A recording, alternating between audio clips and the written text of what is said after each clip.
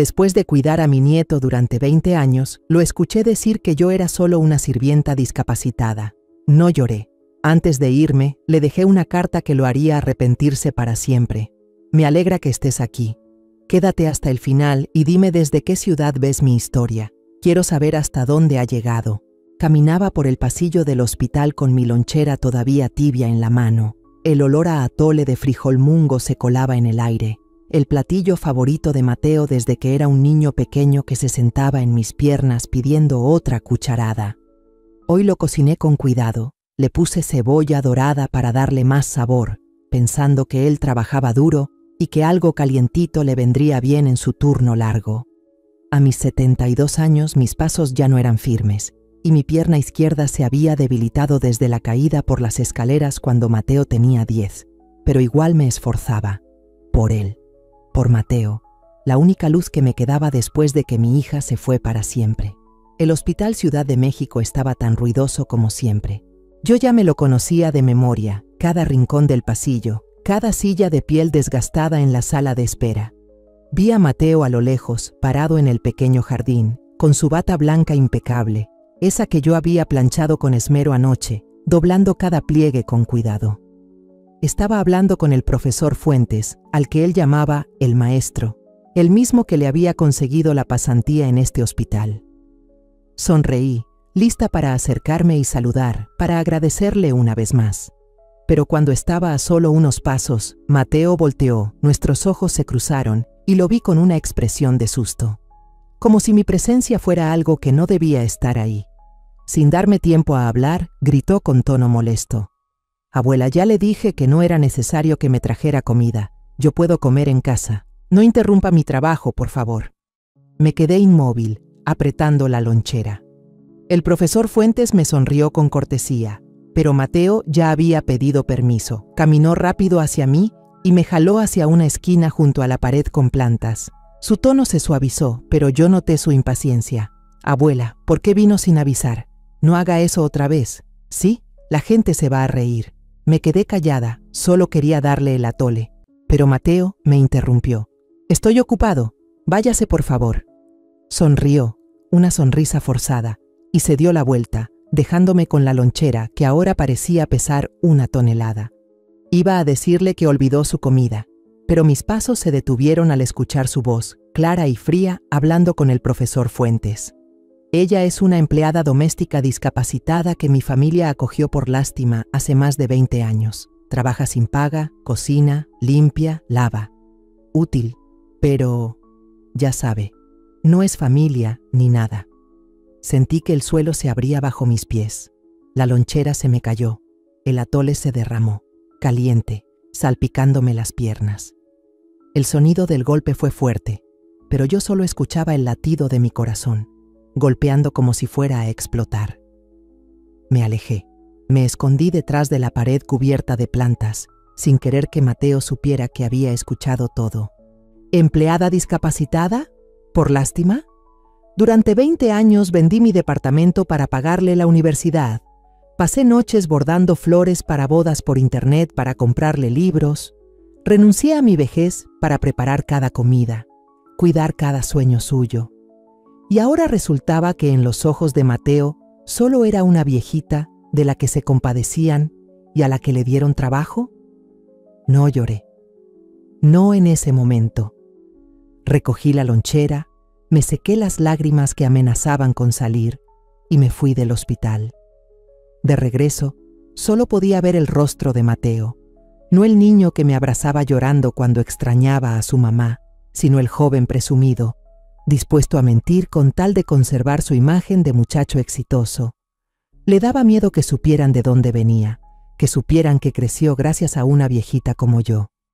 Esa noche, me senté en el cuartito junto a la cocina, donde he dormido tantos años, viendo mis pocas pertenencias.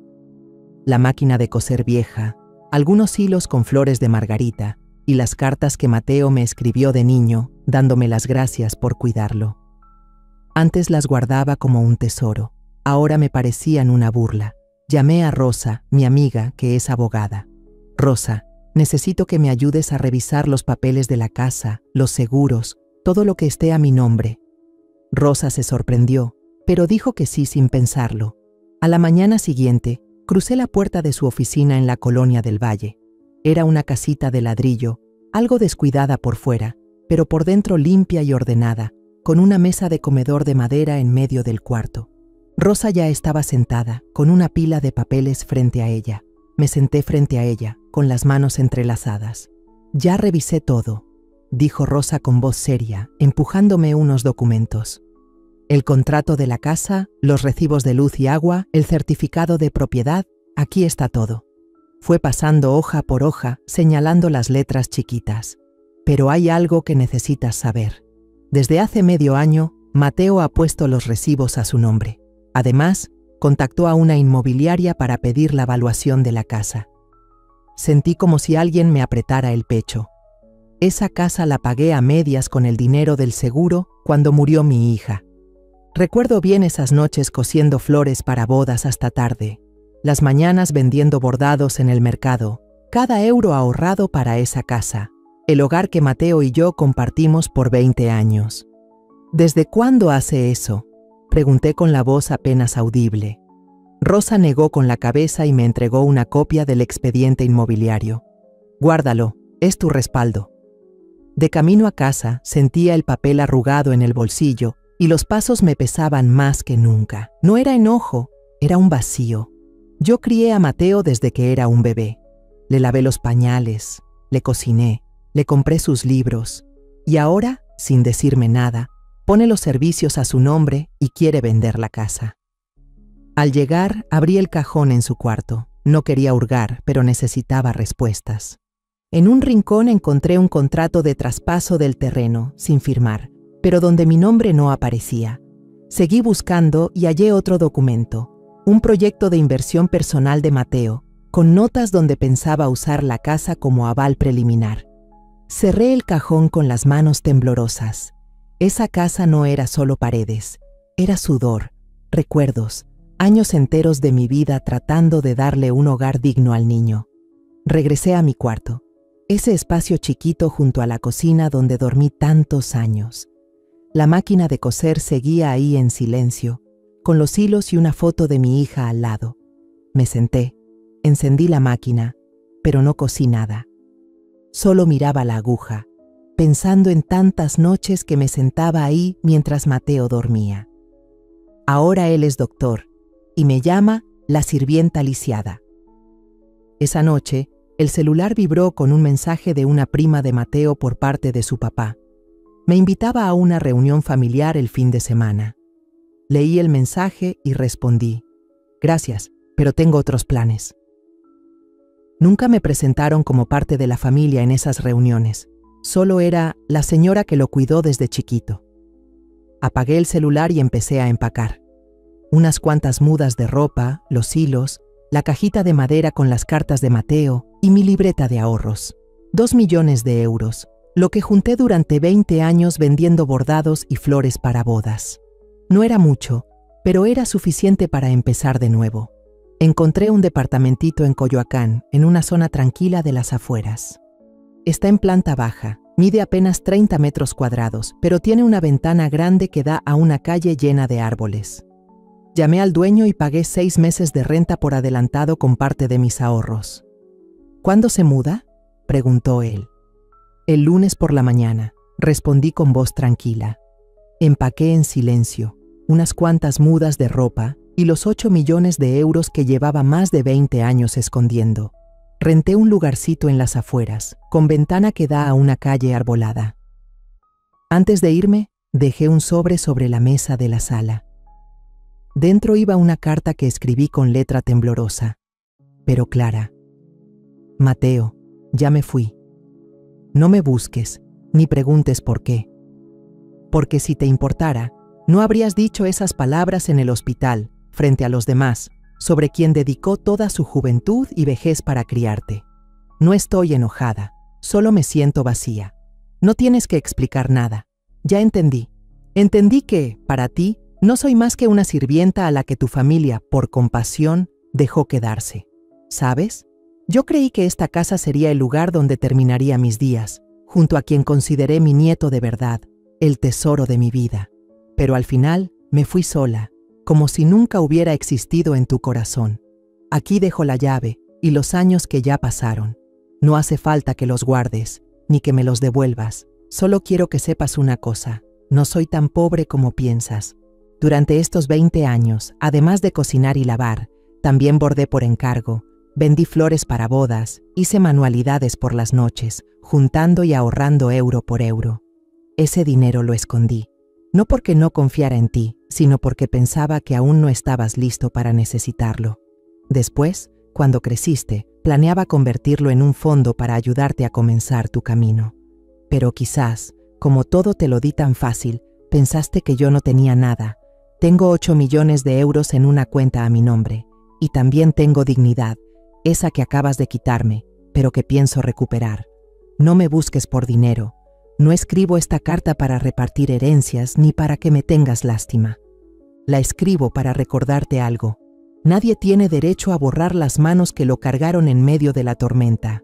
Que tengas suerte en tu nueva vida, esa donde ya no estoy. Irene García. Cuando terminé de escribir la carta, la doblé, la metí en un sobre y la dejé sobre la mesa de la sala. Afuera, las plantas se movían con el viento, pero no sentí alivio. Solo sentí un vacío, justo en el lugar donde antes vivía el amor que sentía por Mateo. Aquella noche, abrí una caja de madera y saqué una carta vieja que Mateo había escrito cuando iba en tercero de primaria. Abue, te amo más que a nada en el mundo. Leí en voz baja, luego la doblé de nuevo y la guardé en una repisa alta. No lloré, pero el pecho me dolía como si alguien me hubiera hecho un agujero. Crié a alguien que no me ve como familia. Le dediqué toda mi vida a alguien que terminó llamándome la sirvienta. Me acosté, cerré los ojos intentando dormir, pero en mi cabeza la voz de Mateo seguía sonando, fría, clara, la sirvienta lisiada. El lunes por la mañana me mudé a un departamento pequeño en Coyoacán. Está en planta baja, mide unos 30 metros cuadrados, pero tiene una ventana grande que da a una calle llena de árboles. Me paré en medio del cuarto, respiré el olor leve a madera vieja y escuché los pajaritos allá afuera.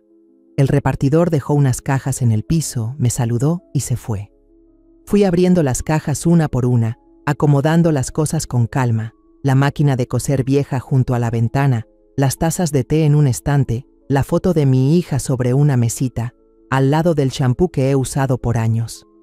Pagué 6 meses de renta con una parte de mis ahorros, que suman 8 millones de euros. El resto le pedí a Rosa que lo depositara en una cuenta nueva, a mi nombre. Ya no quiero correr más riesgos. Los primeros días casi no salí.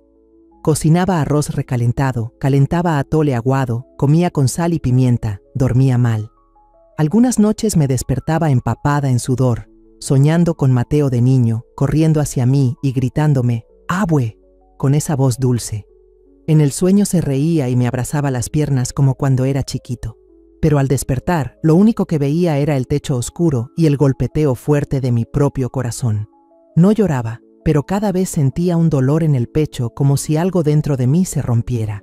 Empecé a abrir unas cajas viejas, saqué un montón de papeles, el registro del kinder de Mateo, recibos de la universidad, la factura de su primera computadora, el comprobante de la transferencia para su viaje corto a España, el aval bancario que firmé cuando necesitó dinero para abrir su consultorio.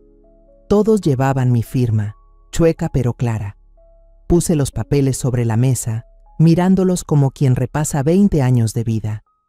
Cada hoja era una noche sin dormir, una mañana en el mercado, una madrugada cosiendo para juntar el dinero para Mateo.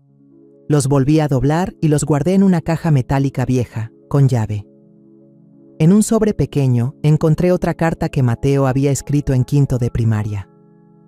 La letra infantil, toda dispareja. Abue, tú eres mi superheroína. Nadie lava la ropa mejor que tú. La leí, la doblé y no la tiré. La metí en la caja de madera. La puse en la repisa alta, donde no la viera a diario. Es un recuerdo, sí, pero también un recordatorio de todo lo que di y de lo que nunca recibí a cambio. Una noche, cenaba un plato de atole frente a la mesita. En la tele sonaba el noticiero local. Al mirar, ahí estaba Mateo en la pantalla, con bata blanca, rodeado de otros doctores. Lo estaban entrevistando, lo presentaban como un médico joven que lideraba un programa de salud en zonas rurales. Su cara brillaba, su voz firme decía: «Mi familia siempre ha sido mi mayor apoyo». Luego mencionó a sus abuelos paternos, a un tío, a una tía por parte de su papá. De mí, nada. Ni una sola palabra sobre mí. Puse el tazón de atole sobre la mesa, apretando con fuerza el borde. La pantalla seguía mostrando a Mateo abrazando a una paciente mayor, con una sonrisa cálida y la luz de la ventana del hospital iluminando su bata blanca. Apagué la televisión y el silencio llenó el cuarto. Saqué la cartera, tomé la foto de mi hija, la mamá de Mateo, y la miré. Sonreía, con los ojos brillando como cuando estaba viva. Mateo nunca ha mencionado a su madre en ninguna entrevista, ni me ha llamado abuela en sus momentos de gloria. Guardé la foto, me levanté y bajé una caja de madera del estante. La abrí y saqué todas las cartas y fotos viejas de Mateo, desde que usaba uniforme de kinder hasta la de su graduación universitaria. Las metí en una caja de cartón pequeña y las cerré con cinta. No quería volver a verlas, no porque lo odiara, sino porque ya no quería seguir viviendo con los recuerdos de alguien que no me considera parte de su familia. Metí la caja en el fondo del closet y lo cerré con llave. Antes de dormir, tomé la libreta que estaba sobre la mesa y escribí unas líneas. Ya no espero un gracias, he dejado de esperar. Cerré la libreta, apagué la luz y me acosté. Esa noche no soñé con Mateo, pero el sueño no fue tranquilo. Me desperté a las 3 de la mañana, me senté junto a la ventana y miré la calle de Coyoacán cubierta de neblina. La luz de los faroles se filtraba entre los árboles creando sombras calladas. Pensé en mi hija, en los años que viví para Mateo y en cómo me fui volviendo invisible dentro de mi propia vida. A la mañana siguiente, llamé a Rosa para preguntarle si había averiguado algo sobre la casa.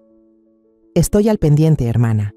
Mateo no ha hecho nada nuevo, pero voy a revisar con más cuidado», me dijo. Le agradecí y colgué.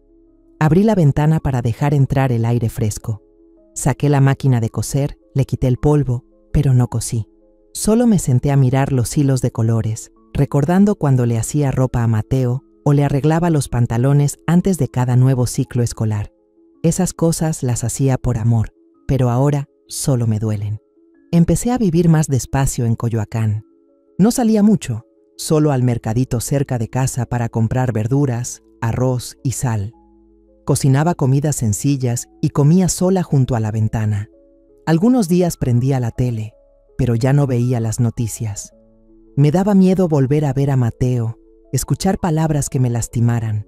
Tomé la foto de mi hija, la puse sobre la mesa y limpié el marco con cuidado.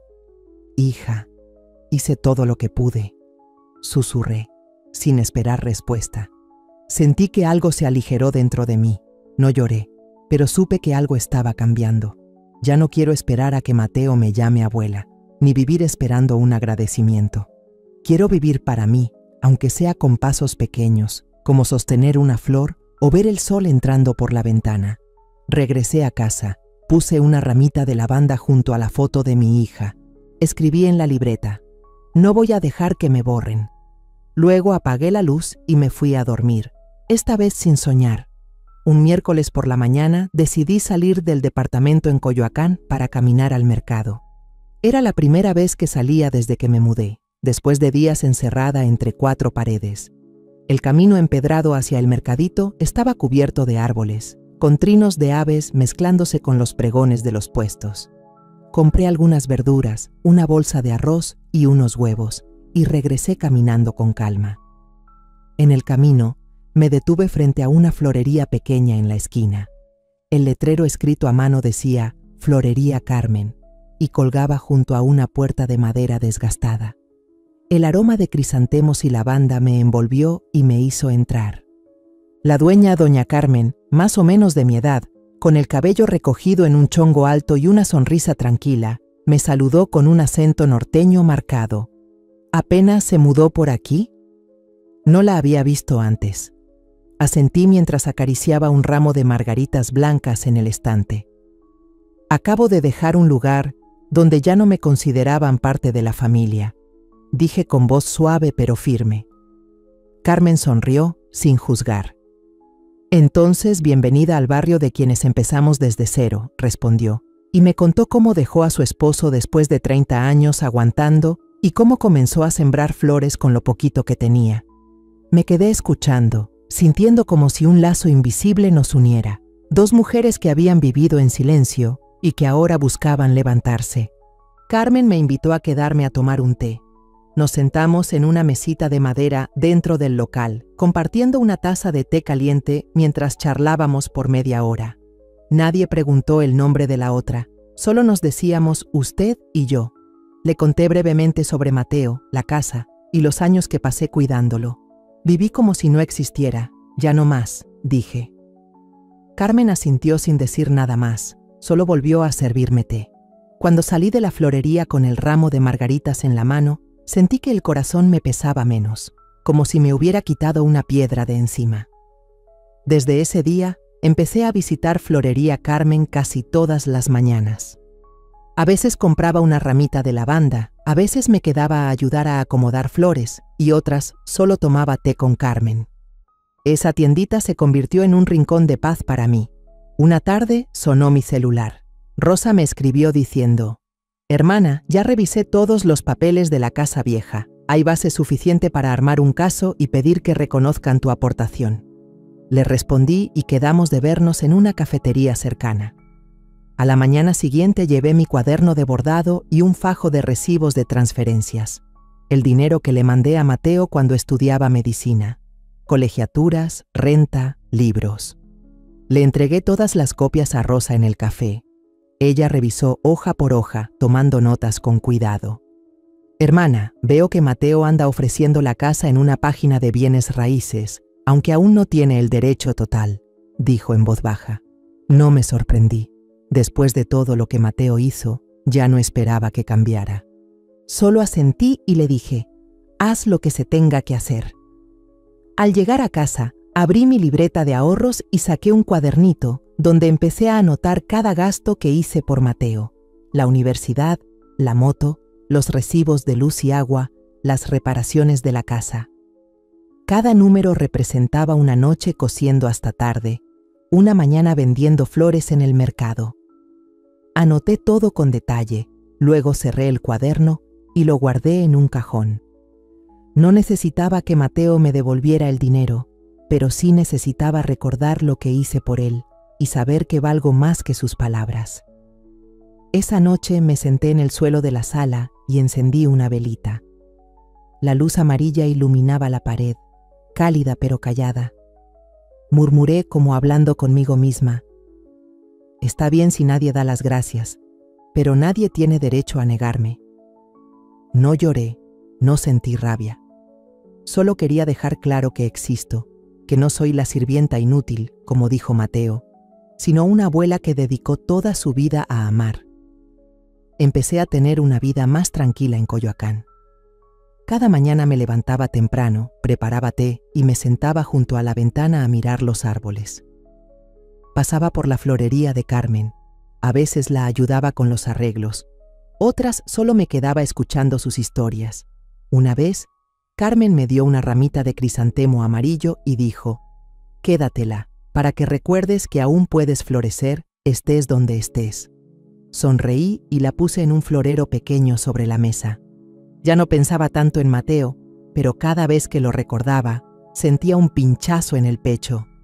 No porque quisiera que me pidiera perdón, sino porque le dediqué demasiados años de mi vida y me olvidé de mí misma. Rosa me volvió a llamar una tarde, con más noticias. «Hermana, Mateo ya contactó a otra inmobiliaria, pero aún no firma nada. Yo voy preparando la demanda, pero ¿quieres hablar con él antes?». Negué con la cabeza, aunque Rosa no me viera. «No hace falta», respondí. Todo lo que tenía que decir ya lo escribí en esa carta. Rosa no preguntó más. Solo prometió que se encargaría de todo rápido. Volví a la florería y vi a Carmen haciendo un arreglo fúnebre. Me invitó a ayudarla, enseñándome a combinar crisantemos blancos con lavanda. Seguí sus instrucciones, con movimientos lentos, sintiendo la suavidad de cada flor. «Tienes buena mano», dijo Carmen sonriendo. No respondí, solo sonreí. Por primera vez en meses, sentí que hacía algo solo para mí, no por nadie más. Esa noche, me senté junto a la ventana a ver cómo la luz de la calle se filtraba entre los árboles. Saqué mi libreta y escribí: «No necesito que Mateo me dé las gracias. Solo necesito no olvidar quién soy». Cerré la libreta y me fui a dormir. Esa noche dormí sin pesadillas, la primera vez desde que dejé mi antigua casa. Soñé que estaba en un campo de crisantemos, el viento soplaba suave y ya no buscaba a nadie que me dijera «abuelita». 3 días después de dejar la casa, estaba limpiando mi máquina de coser en el departamentito de Coyoacán cuando escuché que tocaban la puerta. Levanté la vista, algo sorprendida, porque nadie sabía que vivía ahí, excepto Rosa.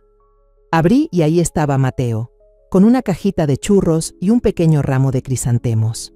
Su cara mostraba preocupación, sin esa seguridad de siempre.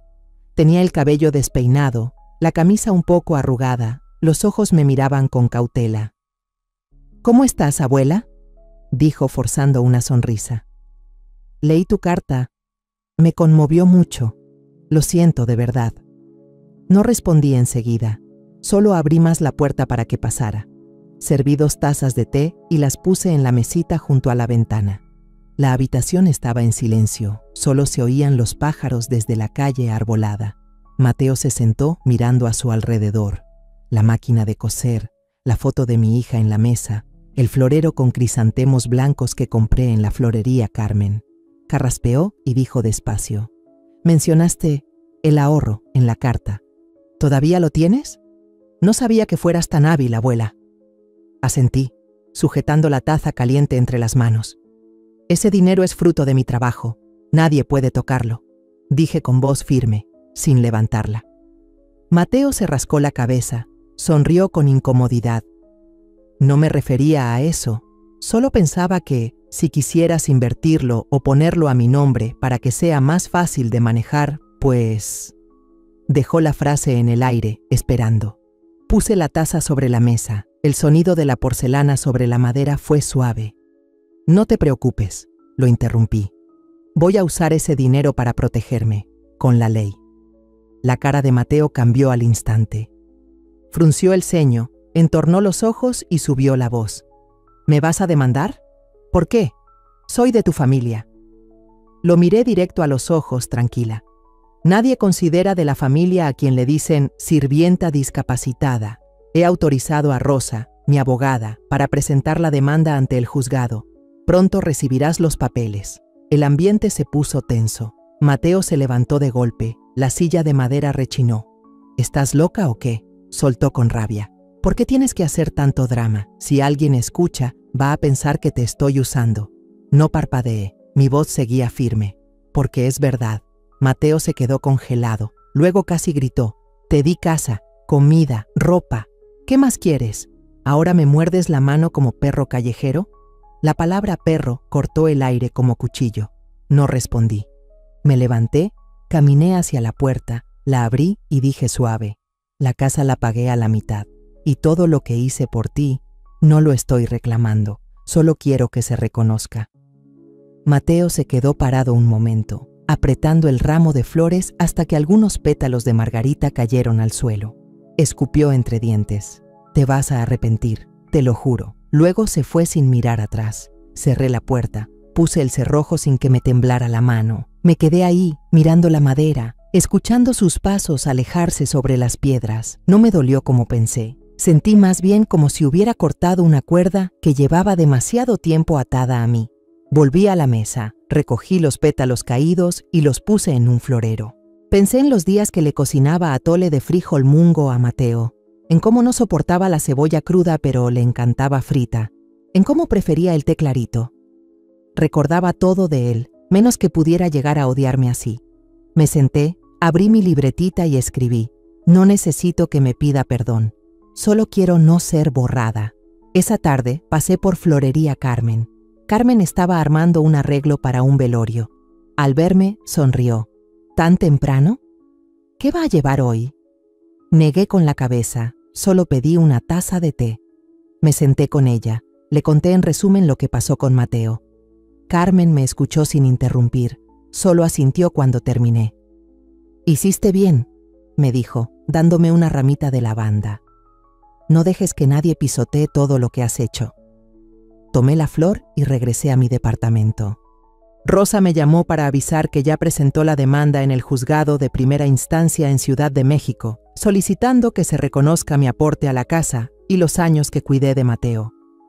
Tengo todos los documentos, recibos, facturas, contratos. Mateo tendrá que rendir cuentas ante el juez, me dijo Rosa. Le agradecí y colgué. No me sentía feliz ni triste. Solo tenía la certeza de que estaba recuperando lo que me corresponde. No dinero, sino dignidad. Esa noche cociné un poco de atole y lo comí junto a la ventana. La luz del farol proyectaba sombras de los árboles sobre la pared. Tomé la foto de mi hija, limpié el cristal. «Hija, estoy haciendo lo que debí hacer hace mucho», susurré. Luego encendí la máquina de coser y empecé a bordar un mantel, cada puntada pareja, como si estuviera remendando mi propia vida.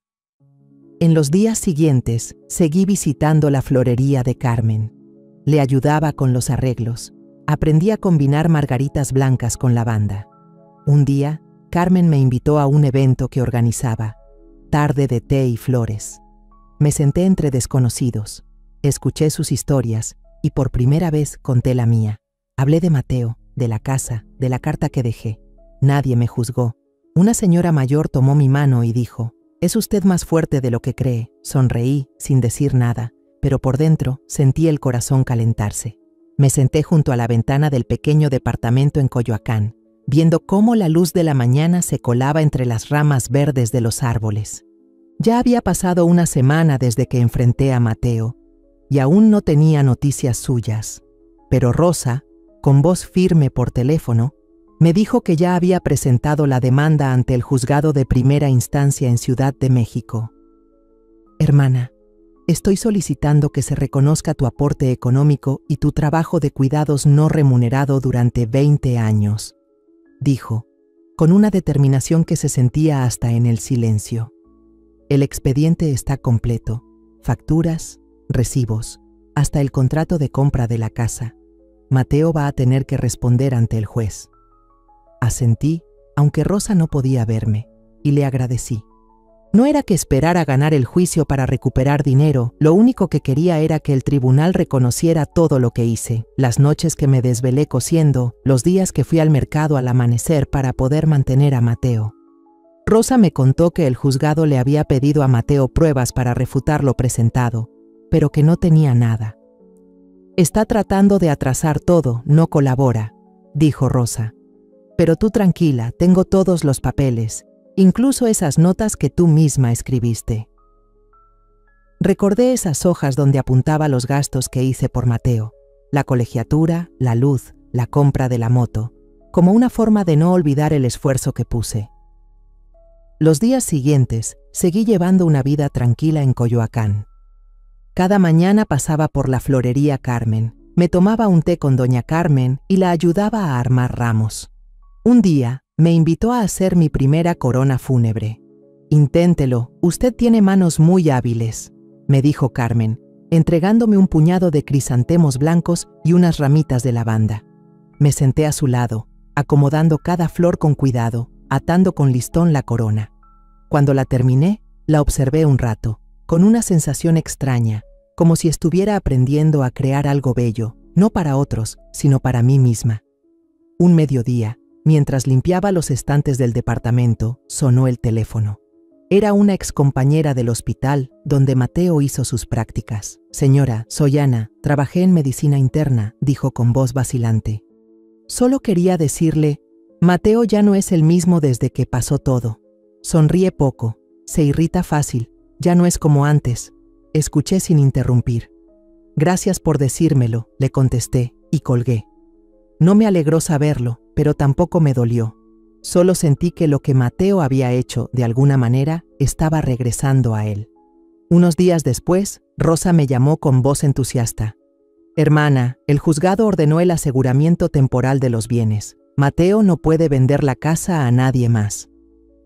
Suspiré aliviada, no por la casa, sino porque sentí que estaba recuperando algo que me pertenecía. No solo dinero, sino reconocimiento. Rosa añadió: Mateo trató de contactar a la inmobiliaria, pero ya no puede hacer nada. Tú tranquila, yo me encargo del resto. Asentí, colgué y tomé mi libretita. Me senté a la mesa y escribí una carta para mí misma, cuidando cada palabra. Mientras mi nombre siga en los papeles, mi dignidad sigue conmigo. Doblé la hoja y la guardé en la caja de madera, junto a las cartas viejas de Mateo. Esa carta no era para enviarla, sino para recordarme que ya no era la sirvienta discapacitada en los ojos de nadie. Yo fui quien construyó un hogar, aunque ese hogar ya no me pertenezca. Un día, recibí un mensaje de la prima por parte de padre de Mateo, preguntándome si quería ir a una reunión familiar. Rechacé, como siempre. «Ya no pertenezco a esa casa», respondí. Ella no contestó y yo tampoco esperé. Volví a la florería, ayudé a Carmen con un arreglo de flores para boda. «Tiene talento, señora», me dijo Carmen, sonriendo. Asentí con la cabeza, mientras mis manos seguían acomodando flores, sintiendo que estaba reacomodando, poco a poco, los pedazos de mi vida. Esa noche preparé una olla de atole de frijol mungo, sin cebolla frita, solo con sal y pimienta. Comí despacio, mirando la luz de la calle filtrarse por la ventana. Tomé la foto de mi hija, limpié el marco con cuidado. «Hija, estoy haciendo lo correcto», susurré. Luego encendí la máquina de coser y empecé a bordar un nuevo mantel, puntada por puntada. No lo hacía para nadie más, lo hacía para recordarme que todavía tengo valor. Dormí mejor que otras noches. No soñé con Mateo, ni con su voz gritando «abuelita» en mi cabeza. Soñé que estaba parada en la florería de Carmen, con un ramo de margaritas blancas en la mano, mientras la luz del sol entraba por la ventana. Al despertar, abrí la ventana para que entrara el viento fresco. Preparé un té, me senté frente a la mesa, mirando una ramita de lavanda en el florero. Saqué mi cuaderno y escribí: «Ya no necesito esa casa. Solo me necesito a mí». Me levanté, me alisté para ir al mercado, sintiéndome más ligera que nunca. Una mañana, mientras colocaba unas margaritas en un florero dentro de mi pequeño departamento en Coyoacán, el celular vibró. Era un mensaje de una amiga de mi hija con tono preocupado. «Oye, Mateo subió algo raro en redes. ¿Quieres hablar con él?» Abrí la app y vi lo que escribió. «Hay ancianos que antes fueron mantenidos y ahora quieren justicia como si fueran dueños de algo». Solo unas palabras, pero cortaban como navaja. Leí el mensaje y apagué el teléfono sin responder. No me sorprendió, pero sí dolió. La primera persona a la que crié, a la que dediqué mi vida, fue la primera en rechazarme así, tan públicamente. Llevé el ramo de margaritas a la florería Carmen, lo puse sobre la mesa. Carmen estaba recortando lavanda y al notar que estaba más callada que de costumbre, preguntó: «¿Qué pasó hoy?». Le conté brevemente sobre el mensaje de Mateo. Carmen negó con la cabeza y dijo: «Él solito se está complicando la vida. Usted siga con lo suyo, no se clave». Asentí. Me senté a ayudarle con los arreglos, tratando de no pensar más en eso. Pero cada vez que ataba un listón a los ramos, me venía a la mente la imagen de Mateo diciéndome «sirvienta lisiada». Esa tarde, Rosa me llamó. Su voz sonaba serena. «Oye, los abogados de Mateo mandaron una solicitud para negociar fuera de juicio. Quieren reunirse antes del veredicto». Sostuve el teléfono mientras miraba por la ventana, donde el sol pasaba entre los árboles. «No quiero negociar», respondí. «Prefiero que el juez decida. No quiero sentarme con alguien que ni siquiera me reconoce». Rosa no insistió, solo dijo: «Entonces lo rechazo. El fallo sale en 10 días. Tu caso está sólido, no hay de qué preocuparse». Colgué y regresé a la florería. Al entrar, vi a una señora mayor parada junto al mostrador, con el cabello blanco y mirada amable. Me miró y sonrió. «Usted es la mamá de Ana, ¿verdad? Soy Guadalupe. Le di clases a Mateo en 8º». Me quedé helada. Luego asentí. La señora Guadalupe se acercó y me abrazó con fuerza. Siempre pensé que ese niño era afortunado de tenerla a usted, dijo con la voz entrecortada. Leí lo que publicó. Le pido perdón en su nombre. Negué con la cabeza. No tiene que disculparse. Mateo eligió su camino. Ella me tomó la mano y agregó: usted hizo todo lo que una madre puede hacer. No permita que su bondad sea manchada. Le sonreí con agradecimiento, pero por dentro, el euro seguía ahí. Regresé al departamento y saqué una libreta que había comprado en el mercado días antes. Abrí la primera página y escribí: cosas sobre las que ya no voy a guardar silencio. Empecé a anotar todo lo que había hecho Mateo, la publicación que subió, cómo me hablaba frente a los demás, cómo intentó vender la casa que yo ayudé a pagar con medio vida de trabajo. No escribía por coraje, sino para recordarme que no podía permitir que nadie borrara mi nombre otra vez. Cerré la libreta, la guardé en el cajón y sentí como si hubiera dejado un euro enorme sobre la mesa. Ese fin de semana, Carmen me invitó a organizar nuestra primera tarde de té y flores en la florería. Puso una mesita de madera en el jardín, sirvió té, galletas y acomodó unos floreros con margaritas amarillas. Llegaron vecinas, casi todas mujeres del barrio, y nos sentamos a platicar. Cuando preguntaron por mí, no me escondí. Conté los 20 años que cuidé a Mateo, la historia de la casa, la carta que dejé y hasta el texto nuevo que él publicó en internet. No estoy enojada, dije, con la taza de té entre las manos. Solo quiero que me reconozcan como abuela, no como sirvienta. Todas se quedaron calladas, hasta que una joven sentada junto a mí dijo: usted es más fuerte que todas nosotras aquí. Sonreí sin decir nada, pero por dentro sentí un calorcito, como si el sol me abrazara. Esa noche me senté junto a la ventana, mirando cómo la luz de la calle se colaba entre los árboles. Abrí la libreta y leí lo que había escrito. Me di cuenta de que ya no tenía miedo de ser olvidada. Lo que no quería era ser malinterpretada, que los años que viví por Mateo se distorsionaran en una historia equivocada. Tomé la foto de mi hija, limpié el marco con cuidado. Hija, lo que hago está bien, susurré antes de guardarla de nuevo. Días después, Rosa me llamó para decirme que el juzgado ya había fijado fecha para la audiencia. Todo está claro. Los recibos, los contratos, los comprobantes, todos te reconocen como copropietaria. Mateo no tiene cómo negarlo, me dijo. Asentí y le agradecí. No quería ganar el juicio por dinero, sino para dejar claro que estuve, que aporté, que amé. Quiero que Mateo entienda que eso que él llama mantenerme no fue un favor, fue mi trabajo. Una mañana recibí un mensaje de una conocida del lado de la familia de Mateo. Oye, Mateo tiene problemas en el hospital. Dicen que sus compañeros ya no confían en él después de lo que pasó. Lo leí y lo borré. No me alegré por lo que le pasa, pero tampoco me entristecí. Él eligió cómo tratarme y ahora enfrenta las consecuencias. Volví a la florería y encontré a Carmen armando una canasta de flores para una boda. Me senté a ayudarle, acomodando flores y amarrando listones. «¿Ve? La vida sigue», dijo sonriendo. Asentí mientras seguía con las manos ocupadas, sintiéndome más ligera. Ya no pensaba tanto en Mateo, en lo que escribió o en la casa. Solo me enfocaba en las flores frente a mí, el té de cada mañana y la libreta que escribía cada noche.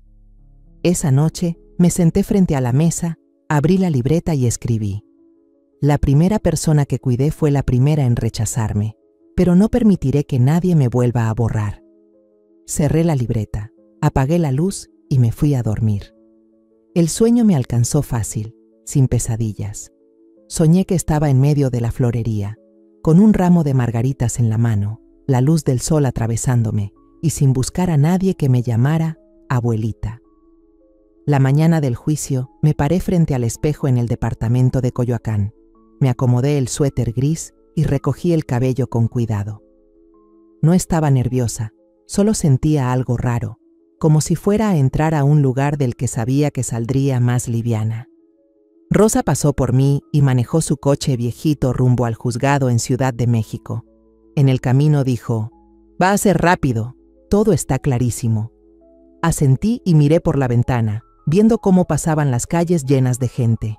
El juicio se llevó a cabo en una sala pequeña, con paredes blancas y unas cuantas sillas de madera alineadas con orden. Rosa se paró frente a la jueza y explicó punto por punto los recibos de pagos que yo hice, los comprobantes de colegiaturas, el contrato de compraventa de la casa a mi nombre y las notas que escribí sobre el dinero destinado a Mateo. Su voz era clara, firme, como quien narra una verdad que no se puede negar. Mateo no se presentó, solo su abogado, un joven que intentó defenderlo pero se quedó callado cuando la jueza pidió pruebas. No tenían nada. El fallo llegó en menos de una hora. La jueza, una señora mayor, me miró y dijo: «Usted tiene derecho a una compensación económica equivalente a 20 años de cuidados y gastos educativos. La casa será retirada del avalúo y puesta a la venta. Nadie podrá hacer ninguna transacción sin su consentimiento». Yo me quedé sentada con las manos entrelazadas y solo asentí con la cabeza. No hubo aplausos ni lágrimas. Rosa volteó hacia mí, me tomó la mano y susurró: «Ganaste». Sonreí, pero no sentí la alegría que imaginé. Lo que recuperé no fue solo dinero, sino mi nombre, los años que viví y entregué. De regreso, me detuve en el mercado y compré un ramo de margaritas blancas. Lo llevé a la florería Carmen y lo puse sobre la mesa de madera donde ella recortaba flores. «Gracias», le dije en voz baja, «por darme un lugar tranquilo todo este tiempo». Carmen levantó la vista y sonrió. «No tiene que agradecerme. Usted es mucho más fuerte de lo que creí». Me ofreció una taza de té y nos sentamos sin decir más, solo tomando sorbos mientras escuchábamos los pájaros en el patio. Esa misma tarde recibí una llamada de una conocida de antes, doña María, que fue mi vecina en la casa anterior. «Escuché que al Mateo lo sacaron del hospital donde hacía su internado», dijo, preocupada. «Anda batallando para conseguir trabajo». Yo escuché sin interrumpir y respondí: «Gracias por avisar, pero eso es asunto de Mateo». Colgué sin querer pensar más en eso. No me alegraba que él tuviera problemas, pero tampoco sentía que fuera mi responsabilidad ayudarlo. Ya había hecho suficiente. Al llegar al departamento, abrí un cajón y saqué una caja de madera vieja. La puse sobre la mesa, levanté la tapa y vi lo que había dentro. Una copia del fallo judicial, una foto de mi hija, unas cartas que Mateo escribió cuando era niño. Toqué cada cosa como si tocara pedazos de memoria. Luego tomé cinta adhesiva, cerré la caja con cuidado y escribí encima: «Cerrado». No quería volver a abrirla. No porque odiara a Mateo, sino porque necesitaba dejar que el pasado descansara. Guardé la caja en el armario, la cerré con llave y me senté junto a la ventana, mirando la luz del atardecer filtrarse entre los árboles. Esa noche pasé por la florería de Carmen para ayudarle a preparar un arreglo de boda. Me enseñó a hacer moños con listón, a combinar rosas con margaritas amarillas para que se vieran bonitas. «Tiene buen gusto», dijo Carmen sonriendo. Yo asentí, seguí trabajando con las manos y sentí una paz tranquila. Ya no pensaba tanto en el juicio, en Mateo ni en la casa vieja. Solo me concentraba en los pétalos frente a mí, en el aroma a lavanda que flotaba en el aire. Al día siguiente, recibí un mensaje de Rosa. «Hermana, Mateo acaba de contactar al abogado. Quiere verte para pedirte perdón». Leí el mensaje y luego lo borré. Ya no necesitaba disculpas. Tenía el fallo del juez, el ramo de margaritas blancas en la mesa y mis mañanas tomando té con Carmen. No necesitaba que Mateo me llamara abuela para saber quién soy. Abrí un cuaderno nuevo y escribí: «No gané por dinero, gané porque no permití que me borraran». Luego cerré el cuaderno y me fui a dormir. El sueño llegó fácil, sin sueños raros. Ese fin de semana, Carmen me invitó a otro evento de té y flores. Llevé un jarrón con margaritas que arreglé yo misma y lo puse sobre la mesa en medio del patio de la florería. La gente fue llegando, charlando animadamente. Una chica joven me preguntó: «¿Qué vivió usted para ser tan fuerte?». Le conté brevemente sobre el juicio, los años cuidando a Mateo y cómo recuperé mi dignidad. «Ya no necesito que alguien me reconozca», le dije. «Solo necesito saber que hice lo correcto». Todos aplaudieron y yo sonreí. Por primera vez, me sentí orgullosa de mí misma. Regresé al departamento, preparé una taza de té y me senté junto a la ventana. Tomé la foto de mi hija, limpié el marco con cuidado. «Hija, lo logré», susurré. Luego encendí la máquina de coser y empecé a bordar un mantel nuevo, puntada por puntada. No era para nadie más, era para mí, para sentir que estoy viva, que existo. La luz del poste entraba por la ventana y proyectaba sombras de árboles en la pared. Miré hacia afuera y vi una ramita de lavanda en el florero moviéndose con el aire. Ya no pertenecía a la casa vieja, ni a los años que viví para Mateo. Ahora me pertenecía a mí misma, y con eso bastaba. Una mañana, mientras preparaba té en mi pequeño departamento en Coyoacán, el celular vibró con un mensaje de una desconocida. Se presentó como editora de un blog llamado Mujeres Invisibles, enfocado en mujeres olvidadas por sus familias y la sociedad. «Carmen me habló de usted», escribió. «¿Le gustaría escribir algo para nosotras? Sobre su historia». Leí el mensaje con la mano detenida sobre la taza caliente. ¿Escribir sobre mí? Nunca pensé en contar mi vida más allá de las tardes de té en la florería, pero respondí: «Sí, lo intentaré». Me senté a la mesa, abrí un cuaderno nuevo y comencé a escribir el primer artículo. Lo titulé «Cuando crías a alguien toda la vida y luego te llaman extraña». Escribí sobre los años cuidando a Mateo, sobre la casa a la que aporté dinero, sobre cuando lo escuché llamarme sirvienta discapacitada en el hospital. Escribí sobre el juicio, el ramo de margaritas en la mesa y cómo aprendí a vivir otra vez para mí. Lo hice con honestidad, sin adornos ni reproches. Al enviarlo a la editora, no esperaba nada más que sacar lo que llevaba dentro. Días después, me llamó emocionada. Su texto ya se publicó. A los lectores les encantó. ¿Quiere escribir otro? Acepté, sintiendo que se abría una nueva puerta. Carmen, al escuchar todo, tuvo la idea de organizar unos talleres llamados Escribir para Renacer en la florería cada sábado. «Usted cuenta muy bonito», me dijo riendo. «¿Por qué no compartirlo con otras personas? Ellas también necesitan aprender a hablar como usted». Dudé un poco, pero al final acepté. El primer sábado, me paré frente a un pequeño grupo de unas 10 mujeres, en el patio de la florería. Les conté cómo usé la escritura para recuperar mi nombre, para dejar de ser invisible. Las guié a escribir frases sobre ellas mismas, sobre momentos en que fueron ignoradas o malinterpretadas. Una chica, con los ojos llorosos, escribió sobre su madre, que trabajó toda la vida y nadie recordaba su nombre.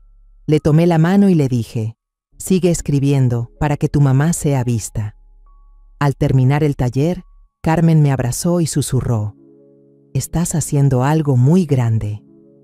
Usé una parte del dinero de la indemnización del juicio para inscribirme en un curso de edición de texto y escritura de crónica en el Centro Cultural de la ciudad. Las clases eran los miércoles por la noche, en un salón bien iluminado, lleno de jóvenes y algunas personas mayores como yo. El maestro, un señor canoso, me enseñaba a ordenar mis historias, a elegir palabras que transmitieran emociones. Siempre llevaba mi libreta, tomaba apuntes con cuidado y cada semana escribía un texto nuevo para Mujeres Invisibles. Unas veces hablaba de la florería de Carmen, otras de las mañanas en que preparaba té y miraba el sol, y también escribí sobre mi hija, la madre de Mateo, de quien él nunca hablaba. Cada texto era una forma de reafirmarme, no a través de alguien más, sino con mi propio nombre. Cada mañana me levantaba a las 6, preparaba una taza de té y me sentaba junto a la ventana del departamento. El sol de la mañana entraba e iluminaba la mesa de madera, donde ponía mi libreta y mi pluma. Escribía sin prisa, dejando que las palabras fluyeran como un arroyo. Escribía sobre los días en que cosía para ganar dinero, sobre los ramos de margaritas que arreglaba cada semana, sobre las mujeres que conocía en el taller. Ya no llevaba el apellido de nadie, ya no vivía siguiendo la vida de alguien más. Vivía con mi nombre, y cada línea que escribía era un ladrillo más para reconstruir mi vida. Una tarde recibí un mensaje de una lectora de Mujeres Invisibles. Me escribió: «Señora, su texto me hizo llorar. A mí también mi familia me ha hecho sentir que no valgo, pero al leerla me dieron ganas de levantarme. Al leerla sentí calor en el pecho». Le respondí: «Escríbalo, como yo, y verá que no es invisible». Nunca imaginé que mis palabras tocarían a alguien, como Carmen y su florería me habían tocado a mí. Seguí yendo a la florería todos los días. Una vez, Carmen me dio un florero con margaritas amarillas y me dijo: «Considérelo un regalo por hacer que este lugar tenga más vida».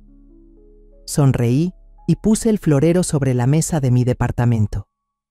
Empecé a arreglar flores más seguido, no solo para decorar, sino para recordarme que yo también podía crear belleza, incluso con cosas sencillas. También compré un marco nuevo y puse la foto de mi hija junto al florero. Cada noche miraba la foto y susurraba: «Hija, tu mamá está bien».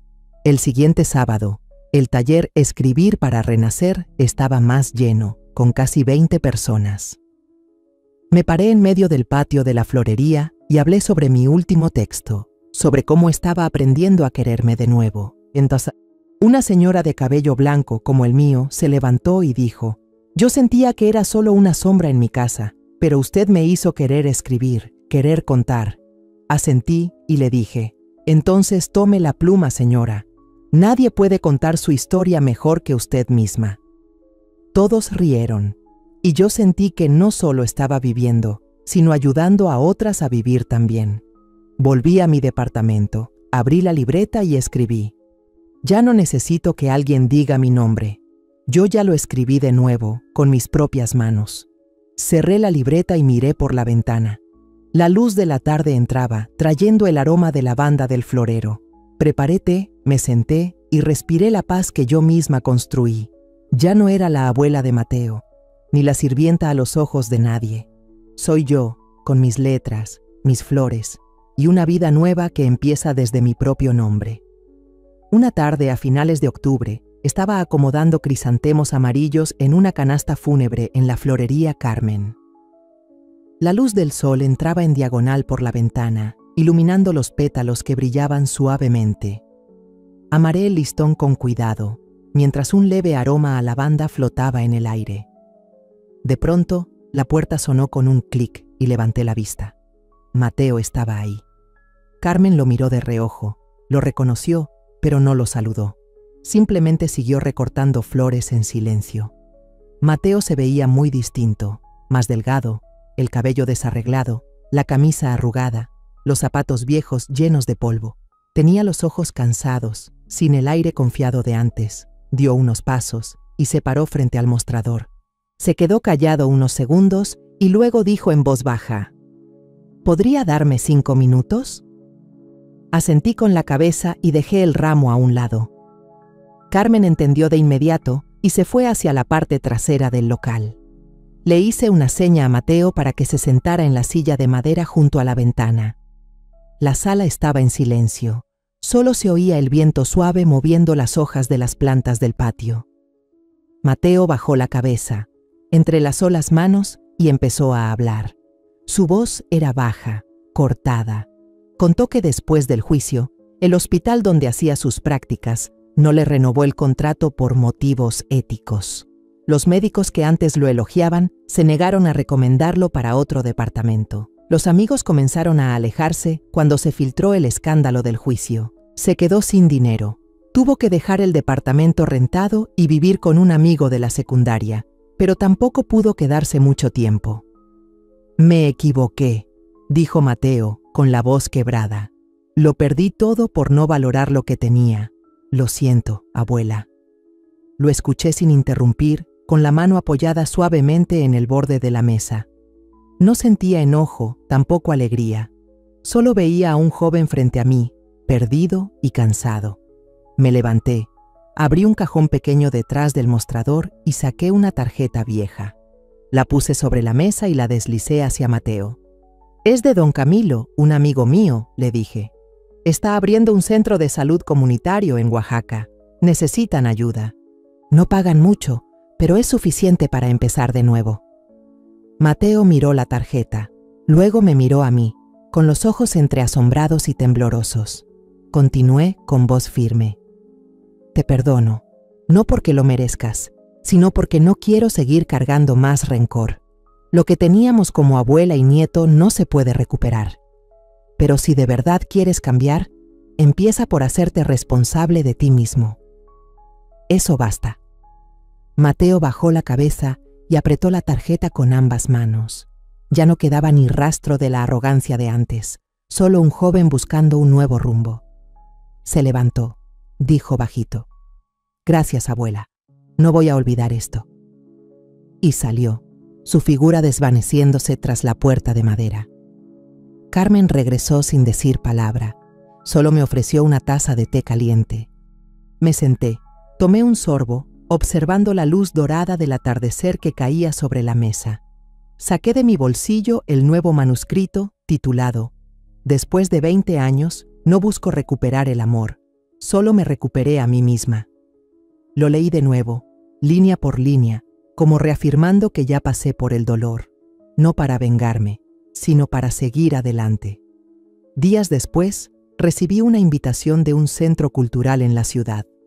Organizarían una charla sobre los adultos mayores y su rol invisible en la familia. Y querían que leyera un texto de Mujeres Invisibles. Acepté y llevé mi nuevo manuscrito. Esa noche me paré frente a una sala pequeña, con unas 30 personas, la mayoría mujeres mayores. Leí el texto con voz pausada, contando los años en los que viví por y para Mateo, y cómo recuperé mi nombre en cada palabra escrita. Al terminar, el público aplaudió. Una señora se acercó, me tomó la mano y dijo: «Usted me hizo querer contar mi historia». Sonreí y respondí: «Entonces escríbala, señora. Nadie cuenta nuestra historia mejor que nosotras mismas». Empecé a caminar más por las calles viejas de Coyoacán. Una mañana pasé frente al hospital donde Mateo había hecho sus prácticas. No me detuve, solo eché un vistazo al edificio blanco. Sonreí levemente y seguí caminando. Ya no pertenecía a ese lugar, ya no estaba atada a esos recuerdos dolorosos. Pasé por la florería de Carmen. Llevé un florero con margaritas amarillas que había arreglado yo misma. «¡Qué bonitas!», dijo Carmen, sonriendo. Le ayudé a hacer ramos, platiqué con los clientes y sentí que era parte de este barrio, de esta vida. Cada mañana sigo despertando a las 6, preparo mi té y me siento a escribir. Mando mis textos con regularidad a Mujeres Invisibles. Cada uno es una parte de mí. No la abuela de Mateo, no la sirvienta, sino una mujer que vive con su propio nombre. Una vez, la editora me llamó y me propuso escribir una serie más larga sobre mujeres como yo en Coyoacán. Acepté y empecé a entrevistar a las personas que conocía en la florería, en los talleres, en el mercado. Cada historia me hacía sentir menos sola. Una tarde me senté en la banqueta frente a Florería Carmen, con el sol suave filtrándose entre las ramas. En mis manos tenía el borrador de mi nuevo texto, titulado Después de 20 años, no busco recuperar el amor. Solo quiero encontrarme a mí misma.